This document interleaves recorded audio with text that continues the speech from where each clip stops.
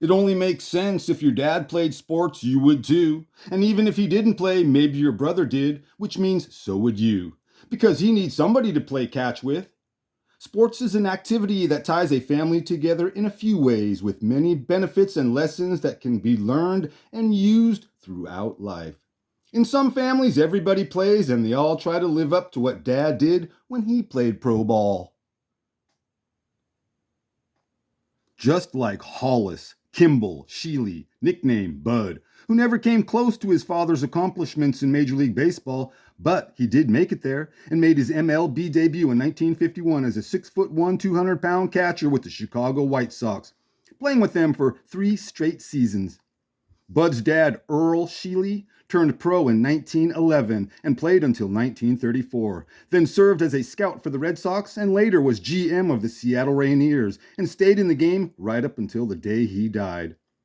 Over the years, both father and son would make their MLB debut with the White Sox, and both made that debut later than most. Bud was 30 and his dad, Earl, was 28. It's just the way it goes. Some teams don't call you up because they don't have room, yet they don't trade you. Instead, keep you in their farm system till your play improves.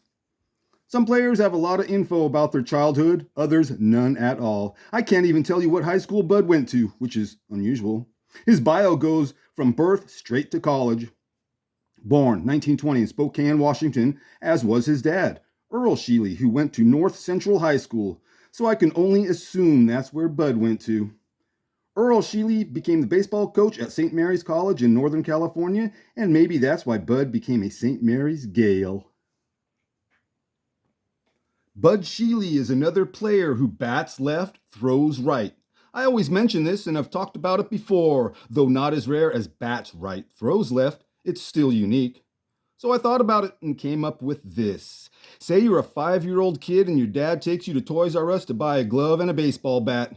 He already knows you throw right-handed, so he takes you to pick out a bat first and watches to see what hand you use to grab a bat. I'm right-handed, and when I tried it right here in my room, I reached out with my left hand to pick up my baseball bat.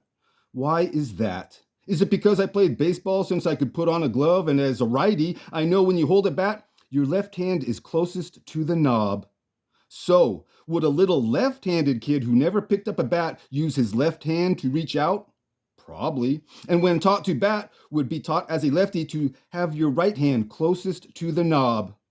But if you're a right-handed kid and throw right, how is it you wound up batting left? Did your dad bring you up teaching you to bat left, thinking your chances of making it to the majors are better because managers prefer this? Or maybe the kid is just like me and has poor eyesight. My right eye is so bad I can't drive, though my left eye at one time was perfect. Problem is, I'm right-handed. Poor eyesight only affected activities like shooting my BB gun or when at bat playing baseball. It wasn't until I was around 10 that I started shooting my rifle left-handed.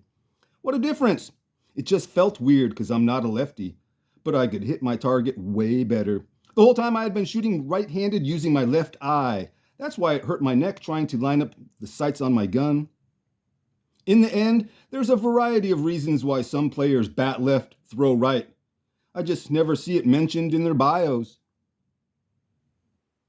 While attending St. Mary's, Bud signed with the Boston Red Sox before the start of the 1941 season, playing 2 years in their farm system before being called up, not by the Red Sox, but by Uncle Sam for military duty, spending the next 3 years in the service fighting for our country during World War II. And when Bud returned from the war, he was released by Boston before the start of the 1946 season. Welcome home, soldier. Bud Sheely signed with the Pittsburgh Pirates and was on their top affiliate, the Hollywood Stars, for 1946 and most of 1947, with the end of the season spent in the Texas League with the Beaumont Exporters. Bud was back home in Spokane for 1948, catching in 129 games for the Spokane Indians, Class B, then heading up to Vancouver for 1949 with the Capellanos, also Class B, Western International League, where Bud had a great season, batting .347 with 21 home runs. 1950 was spent in AAA with a couple of PCL teams, the Oakland Oaks, but most of the season spent with the Seattle Rainiers. The 1951 season would start for Bud Sheely just like all the other seasons, catching in the minors, and still with the Rainiers under manager Rogers Hornsby, known to dislike pitchers and makes me wonder what he thought of catchers. Bud got into 65 games with that Rainiers team that placed first and were Pacific Coast League champs. But he didn't join in the celebration at the end of the season, which I'm pretty sure he didn't mind because he finished 1951 playing in the major leagues when he was traded in July to the Chicago White Sox for their catcher, Joe Earl, whose career was very similar to Bud Shealy's. And even though Joe only played in 32 big league games with the White Sox, he has lots of MLB stories to tell. And because Dad has his autograph, some of those stories I will tell when I do Joe's show. Sometimes it's all about who you know. And in Bud Shealy's case, once again, just like at St. Mary's, he had an inside line because Seattle's Rainiers general manager at this time was Bud's dad, Earl, who may have pulled some strings in that trade with Chicago. Either way, Bud was now in the big leagues, about to make his debut, and would spend 3 seasons in Chicago with the White Sox as a backup catcher. And during his time with the club, got into 101 games, but no home runs. After what would be his only stint in the majors, Bud headed back west after the 1953 season, playing his final 2 years of pro ball in Sacramento with the Solons, and is where he and the missus made their home, raising a boy and 2 girls. His career minor league batting average was .280, but in 1955, when my dad got both of Bud Shealy's autographs, his average dropped to .217, and at the age of 34, knew it was time to hang it up. During his 10 seasons in the minors, Bud Shealy hit 41 home runs in his 851 games played. So as I wrap up today's show, just like the early part of Bud's life, I can't tell you much about the end of it. I couldn't even tell you if he graduated St. Mary's. It's just a standard line in most bios that go like this. After baseball, Bud Shealy stayed in Sacramento and was in the restaurant business, passing away at home after a brief illness. He was 64. Once again, another vague and open to interpretation on exactly what kind of restaurant business Bud was in. Was he the owner of a high-class restaurant that's been awarded Michelin stars, or maybe just owned 2% of a hot dog on a stick franchise? I figure it was something in between. Sound familiar? But those are the kind of details you want to know before investing in the food and beverage business. A famous restaurant can make you wealthy, whereas owning a small fraction of one hot dog on a stick store won't make you rich, but as the executive partially in charge, you get to choose which chunky Latinas will be hired, and then you get to watch them make the lemonade. Upon further last-minute research, I found that Mr. Shealy operated 3 restaurants in the Sacramento area. That's a little more clarity, not much. And I'm guessing they were fast food joints. Maybe not. If his obituary stated that he operated only 1 restaurant, you could interpret that as a nice way of saying that he was the manager at Wendy's, as opposed to owning 3 Applebee's. Again, I assume it was something in between.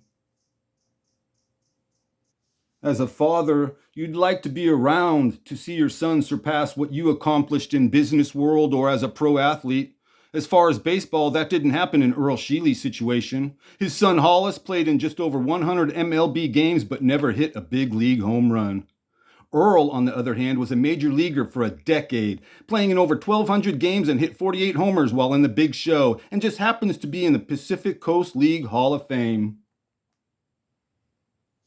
Over the years, Earl did all he could to help his son, watching as Bud worked his way through the minors for a decade before being called up, just like Earl did 40 years prior when he also had to wait a decade in the minors. That's the only similarity in their baseball careers.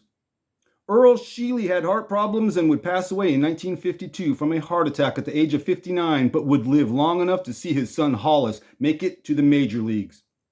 Bud knew he couldn't live up to what his dad accomplished as a pro baseball player, but at least he made it to the majors, a proud moment for both father and son. Though in the end, bittersweet because the father only got to watch his son play for a few games before passing away.